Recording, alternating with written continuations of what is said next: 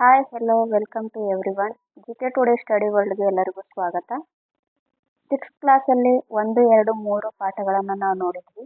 ಇವತ್ತು 4ನೇ ಅಧ್ಯಾಯವನ್ನು ಅಂದರೆ ವೇದಗಳ ಸಂಸ್ಕೃತಿ ಎಂಬ ಅಧ್ಯಾಯವನ್ನು ಈ ಲೆಸನ್ನಲ್ಲಿ ಅಂದರೆ ಈ ವಿಡಿಯೋದಲ್ಲಿ ನೋಡೋಣ ಬನ್ನಿ.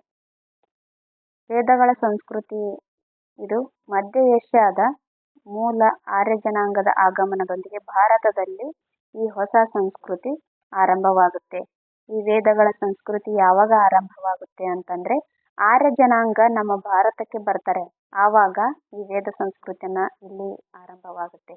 ಅದನ್ನು ವೇದ ಕಾಲದ ಸಂಸ್ಕೃತಿ ಎಂದು ಸಹ ಕರೀತಾರೆ. ವೇದಗಳ ಸಂಸ್ಕೃತಿ ಮೊದಲು ಸರಸ್ವತಿ ನದಿ ದಡದಲ್ಲಿ, ಸರಸ್ವತಿ ನದಿ ರಾಜಸ್ಥಾನದಲ್ಲಿ ಬರುತ್ತೆ. ಈ ಸರಸ್ವತಿ ನದಿ ಬಯಲಿನಲ್ಲಿ, ನಂತರ ಗಂಗಾ ನದಿ ಬಯಲು ಉತ್ತರ ಪ್ರದೇಶದಲ್ಲಿ ತಲೆ ಎತ್ತುತ್ತೆ. ವೇದ ಸಾಹಿತ್ಯ ರೂಪುಗೊಂಡ ಕಾಲವನ್ನ ವೇದ ಕಾಲ ಅಂತ ಕರೀತಾರೆ. ನೋಡ್ರಿ, ವೇದ ಕಾಲ ಅಂತ ಯಾವ್ದಕ್ ಕರೀತಾರೆ ಅಂತಂದ್ರೆ ವೇದ ಸಾಹಿತ್ಯವು ರೂಪುಗೊಂಡ ಕಾಲವನ್ನ ವೇದ ಕಾಲ ಅಂತ ಕರೀತಾರೆ. ವೇದ ಎಂದರೆ ಜ್ಞಾನ ಎಂದರ್ಥ. ಈ ವೇದಗಳಲ್ಲಿ 4 ವೇದಗಳಿವೆ. ಯಾವ್ಯಾವು ಅಂತಂದ್ರೆ ಋಗ್ವೇದ, ಇದು ಅತ್ಯಂತ ಪ್ರಾಚೀನ ವೇದ ಕೂಡ ಹೌದು. ಆಮೇಲೆ ಇದರಲ್ಲಿ 1028 ಶ್ಲೋಕಗಳಿದಾವೆ. ಈ ಋಗ್ವೇದದಲ್ಲಿ ಪುರುಷ ಸೂಕ್ತವನ್ನ ನಾವು ನೋಡ್ತೀವಿ. ಪುರುಷ ಸೂಕ್ತ ಕೂಡ ಈ ಋಗ್ವೇದದಲ್ಲಿ ನಾವು ಕಾಣಬಹುದು. ಆಮೇಲೆ ಸೆಕೆಂಡ್ ಬರೋದು ಯಜುರ್ವೇದ, ಆಮೇಲೆ ಸಾಮವೇದವನ್ನ ಸಂಗೀತ ವೇದ ಅಂತಾನೂ ಕರೀತಾರೆ. ಅಥರ್ವಣ ವೇದ, ಈ ತರ 4 ವೇದಗಳು ಇಲ್ಲಿ ನಾವು ಕಾಣ್ತೀವಿ. ಇವುಗಳಲ್ಲಿ ಋಗ್ವೇದ ಪ್ರಾಚೀನವಾಗಿದೆ. ಇದು ಪ್ರಾಚೀನವಾಗಿದೆ. ಸಂಸ್ಕೃತ ಭಾಷೆಯಲ್ಲಿರುವ ಈ ವೇದಗಳು, ನೋಡ್ರಿ, ಈ 4 ವೇದಗಳು ಯಾವ ಭಾಷೆಯಲ್ಲಿದ್ದಾವೆ ಅಂತ ಎಕ್ಸಾಮ್ ಅಲ್ಲಿ ಕೇಳಿದ್ದಾರೆ. ಋಗ್ವೇದ ಯಾವ ಭಾಷೆನಲ್ಲಿದೆ, ಯಜುರ್ವೇದ ಯಾವ ಭಾಷೆನಲ್ಲಿದೆ, ಸಾಮವೇದ ಯಾವ ಭಾಷೆಯಲ್ಲಿದೆ, ಈ ತರ ಆಲ್ರೆಡಿ ಸಾಕಷ್ಟು ಸಾರಿ ಎಕ್ಸಾಮ್ ಅಲ್ಲಿ ಕೇಳಿದ್ದಾರೆ. ಈ ಎಲ್ಲಾ ವೇದಗಳು ಸಂಸ್ಕೃತ ಭಾಷೆಯಲ್ಲಿ ಇದಾವೆ. ಈ ವೇದಗಳು ಸಾವಿರಾರು ವರ್ಷಗಳ ಕಾಲ ಮೌಖಿಕವಾಗಿಯೇ ಇದ್ದವು. ಋಗ್ವೇದದಲ್ಲಿ ಹೆಚ್ಚು ಬಾರಿ ಉಲ್ಲೇಖಗೊಂಡಿರುವ ನದಿ ಯಾವುದು ಅಂತಂದ್ರೆ ಅದು ಸರಸ್ವತಿ ನದಿ. ನೋಡ್ರಿ, ನೆನಪಲ್ಲಿ ಇಟ್ಕೊಳ್ರಿ, ಇದು ಸಾಕಷ್ಟು ಬಾರಿ ಎಕ್ಸಾಮ್ ಅಲ್ಲಿ ಕೇಳಿದ್ದಾರೆ. PC ಎಕ್ಸಾಮ್ಗಂತೂ ಸಾಕಷ್ಟು ಬಾರಿ ಕೇಳಿದ್ದಾರೆ. ನೋಡ್ರಿ, ಪ್ರಸ್ತುತ ರಾಜಸ್ಥಾನದ ಥಾರ್ ಮರುಭೂಮಿನಲ್ಲಿ ಈ ಕಣ್ಮರೆಯಾಗಿರುವ ಗಗ್ಗರ್ ಹಕ್ರಾ ನದಿಯೇ ಪ್ರಾಚೀನ ಸರಸ್ವತಿ ನದಿ ಎಂದು ನಂಬಲಾಗಿದೆ.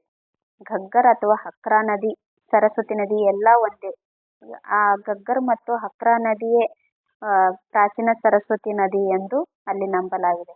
ಆದರೂ ಅಫ್ಘಾನಿಸ್ತಾನದಲ್ಲಿ ಹರಿಯುವ ಹೆಲ್ಮಂಡ್ ನದಿ, ನೋಡ್ರಿ, ಅಫ್ಘಾನಿಸ್ತಾನದಲ್ಲಿ ಹರಿತಿದ್ದು ಹೆಲ್ಮಂಡ್ ನದಿ. ಇದು TT ಎಕ್ಸಾಮ್ ಅಲ್ಲಿ ಕೇಳೋ ಚಾನ್ಸಸ್ ಇದೆ. ನೋಡ್ರಿ, ಹೆಲ್ಮಂಡ್ ನದಿ ಎಲ್ಲಿ ಹರಿಯುತ್ತೆ ಅಂತಂದ್ರೆ ಅದು ಅಫ್ಘಾನಿಸ್ತಾನದಲ್ಲಿ. ಈ ನದಿಯೇ ಪ್ರಾಚೀನ ಸರಸ್ವತಿ ನದಿ ಎಂಬ ಅಭಿಪ್ರಾಯವೂ ಸಹ ಇದೆ. ನೋಡ್ರಿ, ಆರ್ಯರ ಕಾಲದಲ್ಲಿ 4 ವೇದಗಳು ಹಾಗೂ ಅವುಗಳಿಗೆ ಸಂಬಂಧಿಸಿದ ಸಾಹಿತ್ಯ ರಚನೆಯಾಯಿತು. ವೇದ ಕಾಲದ ಇತಿಹಾಸವನ್ನ ತಿಳಿಬೇಕಾದ್ರೆ ವೈದಿಕ ಸಾಹಿತ್ಯವೇ ಆಧಾರವಾಗಿದೆ. ನೋಡ್ರಿ, ಪುರಾತನ ಇತಿಹಾಸವನ್ನ ತಿಳಿಬೇಕಾದ್ರೆ ಕೆಲವೊಂದಿಷ್ಟು ಆಧಾರಗಳು ನಮ್ಗೆ ಇಂಪಾರ್ಟೆಂಟ್ ಆಗಿರ್ತವೆ. ಯಾವುದೇ ಒಂದು ವಿಷಯದ ಬಗ್ಗೆ ನಾವು ತಿಳಿಬೇಕಾದ್ರೆ ಆಧಾರಗಳು ಬಹುಮುಖ್ಯವಾಗಿರ್ತವೆ. ಅದೇ ರೀತಿಯಾಗಿ ಈ ವೇದ ಕಾಲದ ಇತಿಹಾಸವನ್ನ ನಾವು ತಿಳ್ಕೊಳ್ಳೋದಕ್ಕೋಸ್ಕರ ಈ ವೇದ ಸಾಹಿತ್ಯವೇ ನಮಗೆ ಮುಖ್ಯ ಆಧಾರಗಳಾಗಿದ್ದಾವೆ. ಋಗ್ವೇದದ ಕಾಲವನ್ನ ಪೂರ್ವ ವೇದ ಕಾಲ ಎಂದು, ಆನಂತರದ ವೇದ ಕಾಲವನ್ನು ಉತ್ತರ ವೇದ ಕಾಲವೆಂದು ಸಹ ಕರೆಯಲಾಗಿದೆ. ನೋಡ್ರಿ, ಪೂರ್ವ ವೇದ ಕಾಲವನ್ನ ಋಗ್ವೇದ ಅಂತ ಕರೀತಾರೆ. ಋಗ್ವೇದ ಅಂದ್ರೂ ಬೇರೆ ಅಲ್ಲ, ಪೂರ್ವ ವೇದ ಕಾಲ ಅಂದ್ರೂ ಬೇರೆ ಅಲ್ಲ, ಎರಡೂ ಒಂದೇ. ಋಗ್ವೇದ ಕಾಲವನ್ನ ಪೂರ್ವ ವೇದ ಕಾಲ ಅಂತ ಕರೀತಾರೆ. ನಂತರದ ವೇದ ಕಾಲವನ್ನ ಉತ್ತರ ವೇದ ಕಾಲ ಅಂತ ಕರೀತಾರೆ. ನಂತರದ ವೇದ ಕಾಲ ಯಾವುವು? ಯಜುರ್ವೇದ, ಸಾಮವೇದ, ಅಥರ್ವಣ ವೇದ, ಇವು ನಂತರ ಬರ್ತಾವಲ್ಲ, ಈ ಕಾಲವನ್ನ ಉತ್ತರ ವೇದ ಕಾಲ ಅಂತ ಕರೀತಾರೆ. ಪೂರ್ವ ವೇದ ಕಾಲದ ಸಾಮಾಜಿಕ ಜೀವನ ನೋಡ್ತಾ ಬಂದ್ರೆ ಪೂರ್ವವೇದ ಕಾಲದಲ್ಲಿ ಕುಟುಂಬವು ಸಮಾಜದ ಮೂಲ ಘಟಕವಾಗಿರುತ್ತೆ. ಸಮಾಜದ ಮೂಲ ಘಟಕ ಯಾವ್ದಂತ ಸಾಕಷ್ಟು ಬಾರಿ ಎಕ್ಸಾಮ್ ಅಲ್ಲಿ ಕೇಳಿದ್ದಾರೆ. PDO ಎಕ್ಸಾಮ್ ಅಲ್ಲಿ ಕೇಳಿದ್ದಾರೆ, KS ಅಲ್ಲಿ ಕೇಳಿದ್ದಾರೆ, PC, PSI, TT ಎಕ್ಸಾಮ್ ಅಲ್ಲೂ ಸಹ ಕೇಳಿದ್ದಾರೆ. ನೋಡ್ರಿ, ವೇದ ಕಾಲದಲ್ಲಿ ಕುಟುಂಬವು ಸಮಾಜದ ಮೂಲ ಘಟಕವಾಗಿತ್ತು. ತಂದೆ ಈ ಕುಟುಂಬದ ಮುಖ್ಯಸ್ಥನಾಗಿದ್ದ. ಅವಿಭಕ್ತ ಕುಟುಂಬ ವ್ಯವಸ್ಥೆ ಸಮಾಜದಲ್ಲಿ ರೂಢಿಯಲ್ಲಿತ್ತು. ನೋಡ್ರಿ, ಇಲ್ಲಿ ಈ ಸಮಾಜದಲ್ಲಿ ಯಾವ ಕುಟುಂಬವನ್ನ ಕಾಣ್ತೀವಿ ನಾವು ಅಂತಂದ್ರೆ ಅದು ಅವಿಭಕ್ತ ಕುಟುಂಬ. ಅವಿಭಕ್ತ ಕುಟುಂಬ ಅಂದ್ರೆ ಏನು? ತಲೆತಲೆಮಾರುಗಳಿಂದಲೂ ಎಲ್ಲರೂ ಒಂದೇ ಮನೆಯಲ್ಲಿ ವಾಸವಾಗಿರ್ತಾರಲ್ಲ, ಅದಕ್ಕೆ ಅವಿಭಕ್ತ ಕುಟುಂಬ ಅಂತಾರೆ. ವಿಭಕ್ತ ಕುಟುಂಬ ಅಂತಂದ್ರೆ ಬೇರ್ಪಡೆ ಆಗೋದು, ಅಂದ್ರೆ ಗಂಡ ಹೆಂಡತಿ ಮಕ್ಕಳು ಈ ತರ ಇಷ್ಟೇ ಜನ ಇರೋದು, ಇದನ್ನ ವಿಭಕ್ತ ಕುಟುಂಬ ಅಂತ ಕರೀತಾರೆ. ಆಗಿನ ಕಾಲದಲ್ಲಿ ಅವಿಭಕ್ತ ಕುಟುಂಬ ವ್ಯವಸ್ಥೆ ಈ ಪೂರ್ವವೇದ ಕಾಲದ ಸಮಾಜದಲ್ಲಿ ರೂಢಿಯಲ್ಲಿತ್ತು. ಯುದ್ಧದಲ್ಲಿ ತಾವು ಗೆದ್ದ ದಾಸಿಯರನ್ನ ಗುಲಾಮರಂತೆ ನೋಡ್ತಿದ್ರು. ನೋಡ್ರಿ, ಗುಲಾಮಿ ಪದ್ಧತಿ ಅಂದ್ರೆ ಗುಲಾಮಿ ವ್ಯವಸ್ಥೆ ಈ ಪೂರ್ವವೇದ ಕಾಲದಲ್ಲಿ ರೂಢಿಯಲ್ಲಿತ್ತು ಅನ್ನೋದು ನಮ್ಗೆ ಇದರಿಂದ ತಿಳಿಯುತ್ತೆ ನೋಡ್ರಿ. ಯುದ್ಧದಲ್ಲಿ ಗೆದ್ದ ದಾಸಿಯರನ್ನ ಇವರು ಗುಲಾಮರಂತೆ ನೋಡ್ತಾ ಇದ್ರು. ಇದು ಪೂರ್ವವೇದ ಕಾಲದ ಸಮಾಜ ಜೀವನ ಇದಾಗಿತ್ತು. ಪೂರ್ವವೇದ ಕಾಲದಲ್ಲಿ ಸ್ತ್ರೀಯರ ಸ್ಥಾನಮಾನ ಹೇಗಿತ್ತು ಅಂತಂದ್ರೆ, ಸ್ತ್ರೀಯರಿಗೆ ಈ ಸಮಾಜದಲ್ಲಿ ಉತ್ತಮವಾದ ಸ್ಥಾನಮಾನ ಇತ್ತು. ನೋಡ್ರಿ, ಎಲ್ಲಾ ಪಾಸಿಟಿವ್ ಪಾಯಿಂಟ್ಗಳೇ ಇಲ್ಲಿದಾವೆ ನೋಡ್ರಿ. ಮಹಿಳೆಯರಿಗೆ ಸಮಾಜದಲ್ಲಿ ಸೂಕ್ತವಾದ ಸ್ಥಾನಮಾನಗಳಿತ್ತು. ಇವರು ರಾಜಕೀಯ ಸಂಸ್ಥೆಗಳಲ್ಲೂ ಸಹ ಭಾಗವಹಿಸ್ತಾ ಇದ್ರು. ವಿಧವೆಯರು ಪುನರ್ವಿವಾಹವನ್ನ ಮಾಡ್ಕೊಳ್ಳೋಕೆ ಇಲ್ಲಿ ಅವಕಾಶ ಇತ್ತು. ಆಮೇಲೆ ಹೆಣ್ಮಕ್ಳು ಸಹ ವೇದಾಧ್ಯಯನವನ್ನ ಮಾಡ್ತಾ ಇದ್ರು. ಯಾವುದೇ ರಿಸ್ಟ್ರಿಕ್ಷನ್ ಇರ್ಲಿಲ್ಲ ಆಗಿನ ಕಾಲದಲ್ಲಿ. ಮಹಿಳೆಯರು ಇದನ್ನೇ ಮಾಡ್ಬೇಕು, ವೇದಾಧ್ಯಯನ ಪಠನ ಮಾಡೋ ಹಾಗಿಲ್ಲ ಅನ್ನೋ ರೂಢಿ ಏನಲ್ಲಿ ಇರ್ಲಿಲ್ಲ. ಘೋಷ, ಅಪಾಲ, ಲೋಪಮುದ್ರ, ಇಂದ್ರಾಣಿ, ವಿಶೋವರ ಇವರೇನು ಘೋಷ, ಅಪಾಲ, ಲೋಪಮುದ್ರ, ಇಂದ್ರಾಣಿ, ವಿಶೋವರ ನೋಡ್ರಿ, ಇವ್ರ ಬಗ್ಗೆ ಸಾಕಷ್ಟು ಬಾರಿ ಎಕ್ಸಾಮ್ ಅಲ್ಲಿ ಕೇಳಿದ್ದಾರೆ. ಇವರು ಮುಂತಾದವರು ವೇದ ಕಾಲದ ಮಹಿಳಾ ವಿದ್ವನ್ಮಣಿಗಳು ಆಗಿದ್ದಾರೆ. ರಾಜಕೀಯ ಸಂಸ್ಥೆಗಳಾದ ಸಭಾ ಮತ್ತು ಸಂಸ್ಥೆಗಳಲ್ಲಿ ಮಹಿಳೆಯರು ಕೂಡ ಭಾಗವಹಿಸ್ತಾ ಇದ್ರು. ನೋಡ್ರಿ, ಪೂರ್ವವೇದ ಕಾಲದ ರಾಜಕೀಯ ಸಂಸ್ಥೆಗಳು ಯಾವಾಗಿದ್ವು ಅಂತ ಎಕ್ಸಾಮ್ ಅಲ್ಲಿ ಈ ಹಿಂದೆ ಕೇಳಿದಾರೆ ನೋಡ್ರಿ. ಸಭಾ ಮತ್ತು ಸಮಿತಿ ಇವು ಪೂರ್ವವೇದ ಕಾಲದ ರಾಜಕೀಯ ಸಂಸ್ಥೆಗಳಾಗಿದ್ದವು. ಈ ರಾಜಕೀಯ ಸಂಸ್ಥೆಗಳಲ್ಲಿ ಮಹಿಳೆಯರಿಗೂ ಸಹ ಭಾಗವಹಿಸೋದಕ್ಕೆ ಅವಕಾಶ ಅಲ್ಲಿ ಇತ್ತು. ಬಾಲ್ಯ ವಿವಾಹವಾಗಲಿ, ಸತಿ ಸಹಗಮನ ಪದ್ಧತಿಯಾಗಲಿ ಈ ಕಾಲದಲ್ಲಿ ಇರಲಿಲ್ಲ. ನೋಡ್ರಿ, ಎಲ್ಲ ಪಾಸಿಟಿವ್ ಪಾಯಿಂಟ್ಗಳು ಇದಾವಲ್ಲ. ಬಾಲ್ಯ ವಿವಾಹ ಇರಲಿಲ್ಲ, ಸತಿ ಸಹಗಮನ ಪದ್ಧತಿ ಇರಲಿಲ್ಲ. ಸತಿ ಸಹಗಮನ ಪದ್ಧತಿ ಅಂದ್ರೆ ಏನು ಅಂತ ಅಂದ್ರೆ, ಪತಿ ತೀರು ಹೋದ ನಂತರ ಪತ್ನಿಯು ಸಹ ಅದೇ ಚಿತೆಯಲ್ಲಿ ಹಾರಿ, ಜೀವಂತವಾಗಿ ಅದೇ ಚಿತೆಯಲ್ಲಿ ಹಾರಿ ತನ್ನ ಪ್ರಾಣವನ್ನ ಬಿಡದೆ ಸತಿ ಸಹಗಮನ ಅಂತ ಇದ್ರು. ಇಂತಹ ಅನಿಷ್ಟ ಪದ್ಧತಿ ಪೂರ್ವವೇದ ಕಾಲದಲ್ಲಿ ಇರಲಿಲ್ಲ. ಪೂರ್ವವೇದ ಕಾಲದ ಆರ್ಥಿಕ ಜೀವನವನ್ನ ನೋಡ್ತಾ ಬಂದ್ರೆ, ಪಶುಪಾಲನೆ ಮತ್ತು ಬೇಸಾಯ ಆರ್ಯರ ಮುಖ್ಯ ಉದ್ಯೋಗವಾಗಿತ್ತು. ಪಶುಪಾಲನೆ ಮತ್ತು ಬೇಸಾಯ ಇವರ ಮುಖ್ಯ ಉದ್ಯೋಗವಾಗಿತ್ತು. ಕಬ್ಬಿಣ ಮುಂತಾದ ಲೋಹಗಳ ಉಪಯೋಗವನ್ನು ಇವರು ಅರಿತಿದ್ರು. ಹತ್ತಿ ಮತ್ತು ಉಣ್ಣೆ ನೇಯುವುದನ್ನ ಬಡಗಿಗಳು, ಕಮ್ಮಾರರು ಮತ್ತು ಕುಂಬಾರರು ಇಲ್ಲಿ ಇದ್ರು. ಹತ್ತಿ ಮತ್ತು ಉಣ್ಣೆ ನೇಯುವವರು ಇದ್ರು, ಬಡಗಿಗಳು ಇದ್ರು, ಕಮ್ಮಾರರು ಇದ್ರು, ಕುಂಬಾರರು ಇವರೆಲ್ಲರೂ ಸಹ ಈ ಪೂರ್ವವೇದ ಕಾಲದ ಆರ್ಥಿಕ ಜೀವನದಲ್ಲಿ ನಾವು ಇವ್ರನ್ನ ನೋಡ್ತೀವಿ. ವೃತ್ತಿಯಲ್ಲಿ ಕೃಷಿ, ವೈದ್ಯಕೀಯ ಮತ್ತು ಪುರೋಹಿತ ವೃತ್ತಿಗಳು ಮುಖ್ಯವಾಗಿದ್ದವು. ಆದ್ರೆ ಯಾರೇ ಆಗ್ಲಿ ಯಾವುದೇ ವೃತ್ತಿಯನ್ನಾದ್ರೂ ಸಹ ಇಲ್ಲಿ ಮಾಡಬಹುದಿತ್ತು. ಇಲ್ಲಿ ಯಾವ ವೃತ್ತಿಯನ್ನ ಮಾಡೋದಕ್ಕೆ ರಿಸ್ಟ್ರಿಕ್ಷನ್ ಅಂತ ಏನೂ ಇರಲಿಲ್ಲ. ಯಾರಿಗೆ ಯಾವುದು ವ್ಯಾಪಾರ ಇಷ್ಟ ಆಗುತ್ತೋ ಆ ವ್ಯಾಪಾರನ ಇಲ್ಲಿ ಮಾಡೋದಕ್ಕೆ ಅವಕಾಶ ಇತ್ತು. ಹಸುಗಳನ್ನು ಸಂಪತ್ತು ಎಂದು ಪರಿಗಣಿಸಿ ಆ ಹಸುಗಳಿಗೋಸ್ಕರ ಯುದ್ಧ ಇಲ್ಲಿ ಮಾಡ್ತಾ ಇದ್ರು. ರಾಜಕೀಯ ಜೀವನ ಅಂತ ಬಂದಾಗ ಆರ್ಯರ ಬಣದ ಮುಖ್ಯಸ್ಥನನ್ನ ರಾಜನ್ ಅಂತ ಕರಿತಾ ಇದ್ರು. ನೋಡ್ರಿ, ಇದು ರಾಜನ್ ಅಂತ ಯಾರನ್ನ ಕರಿತಾ ಇದ್ರು ಅಂತ ಹಿಂದೆ TET ಎಕ್ಸಾಮ್ ಅಲ್ಲೂ ಕೇಳಿದಾರೆ ನೋಡ್ರಿ. ಆರ್ಯರ ಬಣದ ಮುಖ್ಯಸ್ಥನನ್ನ ರಾಜನ್ ಅಂತ ಕರಿತಾ ಇದ್ರು. ರಾಜನ್ ಸರ್ವಾಧಿಕಾರಿ ಆಗಿರಲಿಲ್ಲ. ರಾಜ್ಯತ್ವವು ವಂಶ ಪಾರಂಪರ್ಯವೂ ಆಗಿರ್ಲಿಲ್ಲ. ನೋಡ್ರಿ, ರಾಜಕೀಯ ಜೀವನ ಅಂತ ಬಂದಾಗ ವಂಶ ಪಾರಂಪರ್ಯವಾಗಿ ಈ ರಾಜನ್ ಅನ್ನೋ ಅಧಿಕಾರಿ ಆತನ ಒಂದೇ ವಂಶ ತಲತಲಾಂತರದಿಂದ ರಾಜ್ಯಭಾರ ಮಾಡೋ ವ್ಯವಸ್ಥೆ ಇಲ್ಲಿ ಇರ್ಲಿಲ್ಲ. ಆಮೇಲೆ ಈ ರಾಜ್ಯ ಕೂಡ ಸರ್ವಾಧಿಕಾರಿ ಆಗಿರ್ಲಿಲ್ಲ. ಸಭಾ, ಸಮಿತಿ ಮತ್ತು ವಿಧಾತಗಳೆಂಬ ರಾಜಕೀಯ ಸಂಸ್ಥೆಗಳ ಆಡಳಿತದಲ್ಲಿ ಪ್ರಮುಖ ಪಾತ್ರ ವಹಿಸುತ್ತಿದ್ದವು. ಆಡಳಿತದಲ್ಲಿ ಪ್ರಮುಖ ಪಾತ್ರ ವಹಿಸ್ತಾ ಇದ್ವು ಯಾವಂತಂದ್ರೆ ಸಭಾ, ಸಮಿತಿ ಮತ್ತು ವಿಧಾತಗಳೆಂಬ ರಾಜಕೀಯ ಸಂಸ್ಥೆಗಳು ಇಲ್ಲಿ ಬಹುಮುಖ್ಯವಾಗಿ ಪಾತ್ರ ವಹಿಸ್ತಾ ಇದ್ವು. ರಾಜನು ಹಿರಿಯರ ಸಲಹೆಯನ್ನು ಪಡೆದು ತೀರ್ಮಾನ ಕೊಡುವ ನ್ಯಾಯಾಧೀಶ ಇಲ್ಲಿ ಆಗಿದ್ದ. ನೋಡ್ರಿ, ರಾಜನ್ ತನ್ನ ಇಷ್ಟ ಬಂದಂಗೆ ತೀರ್ಮಾನ ಕೊಡೋ ಹಾಗಿರ್ಲಿಲ್ಲ. ಹಿರಿಯರು ಇರ್ತಾ ಇದ್ರಲ್ಲ ಅಲ್ಲಿ, ಆ ಹಿರಿಯರ ಸಲಹೆಗಳನ್ನ ಪಡೆದು ಅದ್ರ ಪ್ರಕಾರ ತನ್ನ ತೀರ್ಮಾನ ಕೊಡುವ ನ್ಯಾಯಾಧೀಶ ಈತ ಆಗಿದ್ದ. ಯುದ್ಧದಲ್ಲಿ ಹೋರಾಡುವುದು, ಜನರ ರಕ್ಷಣೆ ಮಾಡುವುದು ಈ ರಾಜನ್ ಕರ್ತವ್ಯ ಆಗಿತ್ತು. ಪೂರ್ವವೇದ ಕಾಲದ ಧಾರ್ಮಿಕ ಜೀವನ ಅಂತ ಬಂದ್ರೆ ಆರ್ಯರು ಇಂದ್ರ, ಸೋಮ, ಸೂರ್ಯ, ವರುಣ, ಮಿತ್ರ, ಯಮ, ಅಶ್ವಿನಿ ಮುಂತಾದ ದೇವತೆಗಳನ್ನ ಆರಾಧಿಸ್ತಾ ಇದ್ರು. ನೋಡ್ರಿ ಇದು ಎಕ್ಸಾಮ್ ಅಲ್ಲಿ ಕೇಳಿದಾರ ನೋಡ್ರಿ. ಇಂದ್ರ, ಸೂರ್ಯ, ಸೋಮ, ವರುಣ, ಮಿತ್ರ, ಯಮ, ಅಶ್ವಿನಿ ಇವರು ಪೂರ್ವವೇದ ಕಾಲದಲ್ಲಿ ಪೂಜಿಸಲ್ಪಡುವ ದೇವತೆಗಳಾಗಿದ್ರು ನೋಡ್ರಿ. ಆರ್ಯರು ದೇವತಾರಾಧನೆಯನ್ನ ಯಜ್ಞದ ಮೂಲಕ ಮಾಡ್ತಾ ಇದ್ರು. ಸತ್ಯವು ಒಂದೇ ಆಗಿದೆ, ತಿಳಿದವರು ಅದನ್ನು ಹಲವು ರೀತಿಯಲ್ಲಿ ವರ್ಣಿಸುತ್ತಾರೆ. ವಿಶ್ವದ ಎಲ್ಲಾ ಮೂಲೆಗಳಿಂದಲೂ ಉತ್ತಮ ವಿಚಾರಗಳು ನಮ್ಮತ್ತ ಬರಲಿ. ಇವು ವೇದಗಳೊಳಗಿನ ಸಂದೇಶಗಳಾಗಿವೆ. ನೋಡ್ರಿ ವೇದಗಳೊಳಗಿನ ಸಂದೇಶ ಇದು ಆಗಿತ್ತು. ಯಾವುದು? ಸತ್ಯವು ಒಂದೇ ಆಗಿದೆ, ತಿಳಿದವರು ಅದನ್ನು ಹಲವು ರೀತಿಯಲ್ಲಿ ವರ್ಣಿಸುತ್ತಾರೆ. ವಿಶ್ವದ ಎಲ್ಲಾ ಮೂಲೆಗಳಿಂದಲೂ ಉತ್ತಮ ವಿಚಾರಗಳು ನಮ್ಮತ್ತ ಬರಲಿ. ಇದು ವೇದಗಳೊಳಗಿನ ಒಂದು ಸಂದೇಶ, ಉತ್ತಮವಾದ ಸಂದೇಶ ಇದಾಗಿದೆ. ಇದಿಷ್ಟು ಪೂರ್ವವೇದ ಕಾಲಕ್ಕೆ ಸಂಬಂಧಪಟ್ಟಿದ್ದಾಗಿತ್ತು. ಇದು ಉತ್ತರ ವೇದ ಕಾಲ. ಆಗ್ಲೇ ನಾನು ಹೇಳಿದೆ ಪೂರ್ವವೇದ ಕಾಲ ಅಂದ್ರೆ ಏನು, ಋಗ್ವೇದ ಕಾಲವನ್ನ ಪೂರ್ವವೇದ ಕಾಲ ಅಂತ ಕರೀತಾರೆ. ಉತ್ತರ ವೇದ ಕಾಲ ಅಂದ್ರೆ ಈ ನಂತರದ ವೇದಗಳು ಯಾವ ಯಜುರ್ವೇದ, ಸಾಮವೇದ, ಅಥರ್ವಣ ವೇದ ಈ ವೇದಗಳು ಬರ್ತಾವಲ್ಲ, ಈ ಕಾಲವನ್ನ ನಂತರದ ವೇದ ಕಾಲ ಅಥವಾ ಉತ್ತರ ವೇದ ಕಾಲ ಅಂತ ಕರೀತಾರೆ. ಶತಮಾನಗಳು ಉರುಳಿದಂತೆ ಸಪ್ತ ಸಿಂಧು ಪ್ರದೇಶದಲ್ಲಿ ಜನಸಂಖ್ಯೆ ಬೆಳೀತಾ ಬರುತ್ತೆ. ಜೀವನ ಕ್ರಮದಲ್ಲಿ ಬದಲಾವಣೆಗಳು ಕೂಡ ಆಗ್ತವೆ. ವೇದ ಕಾಲದ ಜನರು ಹಂತ ಹಂತವಾಗಿ ಗಂಗಾ, ಯಮುನಾ ನದಿ ಬಯಲಿಗೆ ವಲಸೆ ಹೋಗ್ತಾರೆ. ನೋಡ್ರಿ ಎಲ್ಲಿ ತಮ್ಮ ಫಲವತ್ತಾದ ಭೂಮಿ ಸಿಗುತ್ತೋ ಅಲ್ಲಿ ಜನರು ವಾಸ ಮಾಡೋದು ಕಾಮನ್ನೇ ಅಲ್ಲ.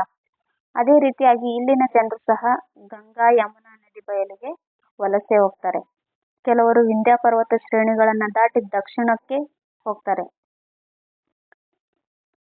ಈ ಉತ್ತರ ವೇದ ಕಾಲದ ರಾಜಕೀಯ ಜೀವನ ಅಂತ ನೋಡ್ತಾ ಬಂದ್ರೆ ಉತ್ತರ ವೇದಗಳ ಕಾಲದಲ್ಲಿ ರಾಜನು ಬಲಿಷ್ಠನಾಗ್ತಾನೆ. ನೋಡ್ರಿ ಅಲ್ಲಿ ರಾಜ ನಿರಂಕುಶ ಪ್ರಭುತ್ವನಾಗಿರ್ತಾನೆ. ಎಲ್ಲಿ ಪೂರ್ವವೇದ ಕಾಲದಲ್ಲಿ. ಬಟ್ ಇಲ್ಲಿ ರಾಜ ಬಲಿಷ್ಠನಾಗ್ತಾನೆ. ವಿಧಾತ ಸಂಪೂರ್ಣವಾಗಿ ಕಣ್ಮರೆಯಾದರೆ ಸಭಾ ಮತ್ತು ಸಮಿತಿಗಳು ಇಲ್ಲಿ ಪ್ರಾಮುಖ್ಯತೆಯನ್ನ ಪಡಿತವೆ. ಉತ್ತರ ವೇದ ಕಾಲದಲ್ಲಿ ಸಭಾ, ಸಮಿತಿ ಮತ್ತು ವಿಧಾತಗಳೆಂಬ 3 ರಾಜಕೀಯ ಸಂಸ್ಥೆಗಳು ಅಲ್ಲಿ ನಾವು ಕಾಣ್ತೀವಿ. ಬಟ್ ಇಲ್ಲಿ ವಿಧಾತ ಸಂಪೂರ್ಣವಾಗಿ ಕಣ್ಮರೆ ಆಗುತ್ತೆ. ಸಭಾ ಮತ್ತು ಸಮಿತಿ ಮಾತ್ರ ಇರುತ್ತೆ. ಸಭಾ ಅಂತಂದ್ರೆ ಉತ್ತಮವಾದ ವ್ಯಕ್ತಿಗಳಿಂದ, ಹಿರಿಯ ವ್ಯಕ್ತಿಗಳಿಂದ ಕೂಡಿರ್ತಕ್ಕಂಥ ಸಮಿತಿಯನ್ನ ಸಭಾ ಅಂತ ಕರೀತಾರೆ. ಉತ್ತಮ ವ್ಯಕ್ತಿಗಳು, ಹಿರಿಯ ವ್ಯಕ್ತಿಗಳನ್ನ ಹೊಂದಿರೋದು ಸಭಾ. ಸಮಿತಿ ಅಂದ್ರೆ ಇತರ ವ್ಯಕ್ತಿಗಳು ಈ ಸಮಿತಿನಲ್ಲಿ ನಾವು ಕಾಣ್ತೀವಿ. ರಾಜನು ತನ್ನ ರಾಜ್ಯದ ವ್ಯಾಪ್ತಿಯನ್ನು ವಿಸ್ತರಿಸಿಕೊಳ್ಳಲಾರಂಭಿಸಿದನು. ರಾಜ್ಯತ್ವವು ವಂಶ ಪಾರಂಪರ್ಯವಾಯಿತು. ನೋಡ್ರಿ ಪೂರ್ವವೇದ ಕಾಲದಲ್ಲಿ ರಾಜ್ಯತ್ವ ವಂಶ ಪಾರಂಪರ್ಯವಾಗಿರೋದಿಲ್ಲ. ರಾಜನೇ ಸರ್ವಾಧಿಕಾರಿ ಆಗಿರೋದಿಲ್ಲ ಅಲ್ಲಿ. ಬಟ್ ಇಲ್ಲಿ ರಾಜ್ಯತ್ವ ವಂಶ ಪಾರಂಪರ್ಯವಾಗಿ ಬೆಳೆಯುತ್ತೆ, ಮತ್ತೆ ರಾಜನೇ ಸರ್ವಾಧಿಕಾರಿ ಕೂಡ ಇಲ್ಲಿ ಆಗ್ತಾನೆ. ರಾಜನು ರಾಜ್ಯ ವಿಸ್ತರಣೆಗಾಗಿ ಅಶ್ವಮೇಧ ಯಾಗ, ರಾಜಸೂಯ ಯಾಗ ಮೊದಲಾದ ಯಾಗಗಳನ್ನ ಇಲ್ಲಿ ಮಾಡಲಾರಂಭಿಸುತ್ತಾನೆ. ಅಶ್ವಮೇಧ ಯಾಗ ಅಂತಂದ್ರೆ ಕುದುರೆಗೆ ಒಂದಿಷ್ಟು ಪತ್ರನ ಬರೆದು ಆ ಕುದುರೆಗೆ ಬಿಟ್ಟು ಬಿಡೋದು. ಆ ಕುದುರೆ ಹೋಗಿ ಯಾವ ಒಂದು ಸ್ಥಳದಲ್ಲಿ ನಿಲ್ಲುತ್ತೋ ಆ ಸ್ಥಳ ಈ ರಾಜನ ವಶದಲ್ಲಿ ಬರಬೇಕು. ಬಂದಿಲ್ಲ ಅಂತಂದ್ರೆ ಯುದ್ಧ ಮಾಡಿ ಆ ಸ್ಥಳನ ತನ್ನ ವಶಕ್ಕೆ ಪಡಿತಾನೆ. ಇದನ್ನ ಅಶ್ವಮೇಧ ಯಾಗ ಅಂತ ಕರೀತಾರೆ. ಸಾಮಾಜಿಕ ಬದಲಾವಣೆ. ಉತ್ತರ ವೇದ ಕಾಲದಲ್ಲಿನ ಸಾಮಾಜಿಕ ಬದಲಾವಣೆ ಹೇಗಿತ್ತು ಅನ್ನೋದನ್ನ ನೋಡೋಣ ಬನ್ನಿ. ಉತ್ತರ ವೇದಗಳ ಕಾಲದಲ್ಲಿ ಗೋತ್ರ ಪದ್ಧತಿ ಆರಂಭವಾಗುತ್ತೆ. ನೋಡ್ರಿ ಪೂರ್ವವೇದ ಕಾಲದಲ್ಲಿ ಯಾವುದೇ ರೀತಿಯಾದ ಗೋತ್ರ ಇರೋದಿಲ್ಲ. ಬಟ್ ಇಲ್ಲಿ ಗೋತ್ರ ಪದ್ಧತಿ ಆರಂಭವಾಗುತ್ತೆ. ಬ್ರಹ್ಮಚರ್ಯ, ಗೃಹಸ್ಥ, ವಾನಪ್ರಸ್ಥ ಮತ್ತು ಸನ್ಯಾಸ ಎಂಬ 4 ವರ್ಗಗಳ ಆಶ್ರಮ ಇಲ್ಲಿ ನಾವು ಕಾಣಬಹುದು. ನೋಡ್ರಿ ಈ 4 ವರ್ಗಗಳ ಆಶ್ರಮ ಎಲ್ಲಿ ಕಂಡು ಬರ್ತದೆ ಅಂತ ಆಲ್ರೆಡಿ ಸಾಕಷ್ಟು ಸಾರಿ ಎಕ್ಸಾಮ್ ಅಲ್ಲಿ ಕೇಳಿದ್ದಾರೆ. ಬ್ರಹ್ಮಚರ್ಯ, ಗೃಹಸ್ಥ, ವಾನಪ್ರಸ್ಥ ಮತ್ತು ಸನ್ಯಾಸ ಎಂಬ 4 ವರ್ಗಗಳ ಆಶ್ರಮಗಳನ್ನ ನಾವು ಈ ಉತ್ತರ ವೇದ ಕಾಲದಲ್ಲಿ ಕಾಣ್ತೀವಿ. ಬ್ರಹ್ಮಚರ್ಯ ಅಂತಂದ್ರೆ ಬ್ರಹ್ಮಚರ್ಯ ಇಲ್ಲಿ ಆಲ್ರೆಡಿ ಕೊಟ್ಟಿದ್ದಾರೆ ನೋಡ್ರಿ ಕೆಳಗಡೆ. ಇದು ಬ್ರಹ್ಮಚರ್ಯ ಅಂದ್ರೆ ಸಣ್ಣೋನಿಂದ ಸ್ಕೂಲ್ ಹೋಗೋವರೆಗೂ, ಅಂದ್ರೆ ನಾವು ವಿದ್ಯೆ ಅಭ್ಯಾಸ ಮಾಡೋವರೆಗೂ ಬ್ರಹ್ಮಚರ್ಯ. ಸಂಸಾರಿ ಆಗೋಕ್ಕಿಂತ ಮುಂಚೆ ಏನು ನಾವು ಜೀವನ ಹೊಂದಿರ್ತೀವಲ್ಲ ಅದು ಬ್ರಹ್ಮಚರ್ಯ.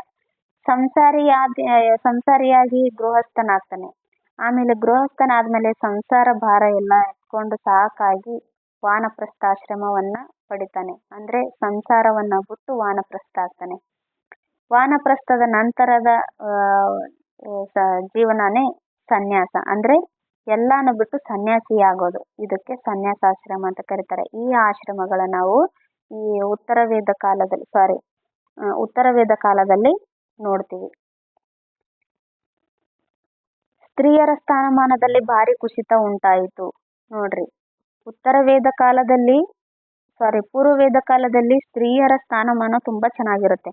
ಬಟ್ ಇಲ್ಲಿ ಉತ್ತರ ವೇದ ಕಾಲ ಅಂತ ಬಂದಾಗ ಸ್ತ್ರೀಯರ ಸ್ಥಾನಮಾನ ಕುಸಿತ ಕಾಣ್ತೀವಿ. ಸ್ತ್ರೀಯರು ಶಿಕ್ಷಣದಿಂದ ವಂಚಿತರಾಗ್ತಾರೆ. ರಾಜಕೀಯ ಸಂಸ್ಥೆಗಳಿಂದನೂ ವಂಚಿತ ಆಗ್ತಾರೆ. ಬ್ರಾಹ್ಮಣ, ಕ್ಷತ್ರಿಯ, ವೈಶ್ಯ, ಶೂದ್ರ ಎಂಬ 4 ವರ್ಗಗಳ ವರ್ಣ ವ್ಯವಸ್ಥೆ ಸಮಾಜದಲ್ಲಿ ತಲೆ ಎತ್ತುತ್ತೆ. ನೋಡ್ರಿ, ಅಲ್ಲಿ ಸ್ತ್ರೀಯರು ವೇದಾಧ್ಯಯನ ಮಾಡಬಹುದಾಗಿತ್ತು, ರಾಜಕೀಯ ಸಂಸ್ಥೆಗಳಲ್ಲೂ ಭಾಗವಹಿಸಬಹುದಾಗಿತ್ತು. ಬಟ್ ಇಲ್ಲಿ ಬಂದಾಗ ಶಿಕ್ಷಣದಿಂದ ವಂಚಿತರಾಗ್ತಾರೆ, ರಾಜಕೀಯ ಸಂಸ್ಥೆಗಳಿಂದನೂ ದೂರ ಆಗ್ತಾರೆ. ಆಮೇಲೆ ಈ ಉತ್ತರ ವೇದ ಕಾಲದಲ್ಲಿ ಬ್ರಾಹ್ಮಣ, ಕ್ಷತ್ರಿಯ, ವೈಶ್ಯ ಮತ್ತು ಶೂದ್ರ ಎಂಬ 4 ವರ್ಗ ವರ್ಣ ವ್ಯವಸ್ಥೆಗಳು ಇಲ್ಲಿ ತಲೆ ಎತ್ತುತ್ತವೆ. ಹಾಗೆ ಸತಿ ಸಹಗಮನ ಪದ್ಧತಿ, ಬಾಲ್ಯ ವಿವಾಹಗಳು ಇಲ್ಲಿ ಆರಂಭವಾಗ್ತವೆ. ಇಲ್ಲಿ ಏನ್ ಐತಲ್ಲ ಅವೆಲ್ಲಾನು ಅಲ್ಲಿ ಇರ್ಲಿಲ್ಲ. ಸೊ ಈ ಕಂಪ್ಯಾರಿಸನ್ ಮಾಡ್ಕೊಂಡು ನೆನ್ಪಲ್ಲಿ ಇಟ್ಕೊಳ್ರಿ. ರಾಜಶಾಹಿಯ ಮೊದಲಾದ ಉನ್ನತ ವರ್ಗದಲ್ಲಿ ಬಹುಪತ್ನಿತ್ವ ರೂಢಿಯಲ್ಲಿತ್ತು. ನೋಡ್ರಿ, ರಾಜಶಾಹಿ ಎಂಬ ಉನ್ನತ ವರ್ಗಗಳು ಇರ್ತಾವಲ್ಲ, ಅಲ್ಲಿ ಮಾತ್ರ ಈ ಬಹುಪತ್ನಿತ್ವ ರೂಢಿಯಲ್ಲಿತ್ತು. ನೋಡ್ರಿ, ಈ ಉತ್ತರ ವೇದ ಕಾಲದ ಧಾರ್ಮಿಕ ಜೀವನ ಅಂತ ನೋಡ್ತಾ ಬಂದ್ರೆ ಧಾರ್ಮಿಕ ಆಚರಣೆಗಳು ಸಂಕೀರ್ಣವು, ಕಠಿಣವು ಆಗಿ ಬದಲಾಗ್ತವೆ. ಅಲ್ಲಿ ಧಾರ್ಮಿಕ ಆಚರಣೆ ಕಠಿಣವಾಗಿರಲಿಲ್ಲ. ಬಟ್ ಇಲ್ಲಿ ಬಂದಾಗ ಧಾರ್ಮಿಕ ಆಚರಣೆ ಸಂಕೀರ್ಣವೂ ಆಗುತ್ತೆ, ಆಮೇಲೆ ಕಠಿಣವೂ ಕೂಡ ಆಗಿ ಬದಲಾಗುತ್ತೆ. ಮಹಾಕಾವ್ಯಗಳು. ಭಾರತೀಯರಲ್ಲಿ ಅತ್ಯಂತ ಜನಪ್ರಿಯವಾದ 2 ಮಹಾಕಾವ್ಯಗಳು ಯಾವ್ಯಾವು ಅಂತಂದ್ರೆ, ಒಂದು ವಾಲ್ಮೀಕಿ ರಚಿಸಿರ್ತಕ್ಕಂಥ ರಾಮಾಯಣ, ಇನ್ನೊಂದು ವ್ಯಾಸರಾಯರು ರಚಿಸಿರ್ತಕ್ಕಂಥ ಮಹಾಭಾರತ. ಇವೆರಡು ಸಾವಿರಾರು ವರ್ಷಗಳ ಕಾಲ ಭಾರತೀಯರ ಜನಜೀವನ, ಸಾಹಿತ್ಯ ಮತ್ತು ಕಲೆಯನ್ನ ಈ 2 ಮಹಾಕಾವ್ಯಗಳು ರೂಪಿಸಿದವೆ. ನೋಡ್ರಿ, ರಾಮಾಯಣ ಅಂತ ಬಂದಾಗ ವಾಲ್ಮೀಕಿ ರಚನೆ ಮಾಡ್ತಾರೆ. ಈ ಮಹಾಭಾರತ ಅಂತ ಬಂದಾಗ ವ್ಯಾಸರಾಯರು ರಚನೆ ಮಾಡ್ತಾರೆ. ಇವರಿಬ್ರು ನಮ್ಮ ಭಾರತಕ್ಕೆ ಕೊಟ್ಟಿರ್ತಕ್ಕಂಥ ಮಹೋನ್ನತವಾದ 2 ಮಹಾಕಾವ್ಯಗಳಿದಾವಲ್ಲ, ಇವು ತುಂಬಾ ಅದ್ಭುತವಾದ ಮಹಾಕಾವ್ಯಗಳಾಗಿದ್ದಾವೆ. ಈ 2 ಕಾವ್ಯಗಳನ್ನ ನಾವಿಲ್ಲಿ ನೋಡಬಹುದು, ಉತ್ತರ ವೇದ ಕಾಲದಲ್ಲಿ ನೋಡಬಹುದು. ನೋಡ್ರಿ, ಇದಿಷ್ಟು ಉತ್ತರ ವೇದ ಕಾಲ ಮತ್ತು ಋಗ್ವೇದ ಕಾಲದ ಬಗ್ಗೆ ಒಂದಿಷ್ಟು ಇನ್ಫಾರ್ಮೇಶನ್ ಇತ್ತು. ಇದ್ರ ಬಗ್ಗೆ ಹೆಚ್ಚಿನ ಇನ್ಫಾರ್ಮೇಶನ್ ನಾನು ಇನ್ನೊಂದು ಕ್ಲಾಸಲ್ಲಿ ಸಪ್ರೇಟ್ ಆಗಿ ಕ್ಲಾಸ್ ಮಾಡ್ತೀನಿ. ಯಾಕಂದ್ರೆ ಇದು TET ಮತ್ತು GPSR, STR, HSTRಗೆ ಉಪಯುಕ್ತವಾಗಲಿ ಅಂತ ನಾನು ಇಷ್ಟೇ ಶಾರ್ಟ್ ಆಗಿ ಹೇಳಿದ್ದೀನಿ. ಇನ್ನೊಂದಿಷ್ಟು ಎಕ್ಸ್ಟ್ರಾ ಇನ್ಫಾರ್ಮೇಶನ್ನ ಇನ್ನೊಂದು ಕ್ಲಾಸಲ್ಲಿ ಹೇಳ್ತೀನಿ. ಅದೇ ಈ ಮುಂಚೆ ಮಾಡಿದ್ನಲ್ಲ 6th ಕ್ಲಾಸಲ್ಲಿ ಫಸ್ಟ್ ಚಾಪ್ಟರ್ ಬರುತ್ತೆ, ಹಳೆ ಶಿಲಾಯುಗ, ಮಧ್ಯಶಿಲಾಯುಗ ಮತ್ತೆ ನವಶಿಲಾಯುಗ ಅಂತ. ಅದಕ್ಕೆ ಸಂಬಂಧಪಟ್ಟಂಗೆ ಒಂದು ಎಕ್ಸ್ಟ್ರಾ ಕ್ಲಾಸ್ ಮಾಡಿದ್ದೀನಲ್ಲ, ಅದೇ ತರ ಇದ್ರಲ್ಲೂ ಒಂದು ಎಕ್ಸ್ಟ್ರಾ ಕ್ಲಾಸ್ ಮಾಡ್ತೀನಿ. ಯಾಕಂದ್ರೆ ಇದು ತುಂಬಾ ಚೆನ್ನಾಗಿದೆ. ಇದ್ರ ರಿಲೇಟೆಡ್ ಸಾಕಷ್ಟು ಎಕ್ಸಾಮ್ ಅಲ್ಲಿ ಕೇಳಿದ್ದಾರೆ ಕ್ವಶನ್ಸ್ನ. ಸೊ ಇನ್ ಡೀಟೇಲ್ ಆಗಿ ನಾನು ಇನ್ನೊಂದು ಕ್ಲಾಸಲ್ಲಿ ಹೇಳ್ತೀನಿ. ವೇದ ಎಂದರೆ ಜ್ಞಾನ ಎಂದರ್ಥ. ವೇದಗಳು ಸಂಸ್ಕೃತ ಭಾಷೆಯಲ್ಲಿದ್ದಾವೆ. ನೋಡ್ರಿ, ಅಲ್ಲೇ ನಾನು ಹೇಳಿದ್ದೀನಲ್ಲ, ಆರ್ಯರ ಬಣದ ಮುಖ್ಯಸ್ಥನನ್ನ ಏನಂತ ಕರಿತಾ ಇದ್ರು ಅಂತಂದ್ರೆ, ಆರ್ಯರ ಬಣದ ಮುಖ್ಯಸ್ಥನನ್ನ ರಾಜನ್ ಅಂತ ಕರಿತಾ ಇದ್ರು. ಇವೆಲ್ಲ ಡಿಸ್ಕ್ರಿಪ್ಟಿವ್ ರೈಟಿಂಗ್ಗೆ ಸಂಬಂಧಪಟ್ಟಂಗೆ ಕ್ವಶನ್ಸ್ ಇದಾವೆ. ಈ ಡಿಸ್ಕ್ರಿಪ್ಟಿವ್ ರೈಟಿಂಗ್ GPSRಗೆ ಹೆಲ್ಪ್ ಆಗೋ ತರ ಡಿಸ್ಕ್ರಿಪ್ಟಿವ್ ರೈಟಿಂಗು ಒಂದು ಕ್ಲಾಸ್ ಮಾಡ್ತೀನಿ. ಅದರಲ್ಲೇ ಈ ಕ್ವಶನ್ಸ್ನ ನೋಡೋಣ. ಈ ಕ್ವಶನ್ಸ್ ಅಲ್ಲದೇನೆ ಇನ್ನೂ ಎಕ್ಸ್ಟ್ರಾ ಇಂಪಾರ್ಟೆಂಟ್ ಅಂತ ಯಾವೆಲ್ಲ ಅನಿಸ್ತಾವಲ್ಲ, ಹೆಚ್ಚಿನ ಕ್ವಶನ್ಸ್ಗಳನ್ನು ತಗೊಂಡು ಬಂದು ನಾನೊಂದು ಕ್ಲಾಸ್ ಮಾಡ್ತೀನಿ. ಇದಿಷ್ಟು ಇವತ್ತಿನ ಕ್ಲಾಸ್ ಆಗಿತ್ತು. ಯಾರೆಲ್ಲ ನನ್ನ ಚಾನೆಲನ್ನು ಇನ್ನೂ ಸಬ್ಸ್ಕ್ರೈಬ್ ಮಾಡ್ಕೊಂಡಿಲ್ವೋ ದಯವಿಟ್ಟು ನನ್ನ ಚಾನೆಲನ್ನು ಸಬ್ಸ್ಕ್ರೈಬ್ ಮಾಡ್ಕೊಳ್ಳಿ. ಪಕ್ಕದಲ್ಲಿರೋ ಬೆಲ್ ಬಟನ್ ಅನ್ನು ಒತ್ತೋದರ ಮೂಲಕ ನನ್ನ ಚಾನೆಲ್ಗೆ ಸಹಕಾರ ನೀಡಿ, ಹಾಗೂ ನನಗೂ ಸಹಕಾರ ನೀಡಿ ಇನ್ನೂ ಹೆಚ್ಚಿನ ವಿಡಿಯೋ ಮಾಡೋದಕ್ಕೆ ನನಗೂ ಒಂದಿಷ್ಟು ಹೆಲ್ಪ್ ಆಗುತ್ತೆ. ಆಮೇಲೆ ಈ ವಿಡಿಯೋ ಇಷ್ಟ ಆಗಿದ್ರೆ ಲೈಕ್ ಮಾಡಿ, ಕಮೆಂಟ್ ಮಾಡಿ ಮತ್ತು ನಿಮ್ಮ ಫ್ರೆಂಡ್ಸ್ಗಳ ಜೊತೆಗೂ ಈ ವಿಡಿಯೋನ ಶೇರ್ ಮಾಡ್ಕೊಳ್ಳಿ. ಇದಿಷ್ಟು ಇವತ್ತಿನ ಕ್ಲಾಸ್ ಆಗಿತ್ತು. ಈ ವಿಡಿಯೋ ನೋಡಿದ್ದಕ್ಕೆ ತುಂಬ ಹೃದಯದ ಧನ್ಯವಾದಗಳು. Thank you one and all. Thank you very much. ಸಿಗೋಣ ನೆಕ್ಸ್ಟ್ ಕ್ಲಾಸಲ್ಲಿ.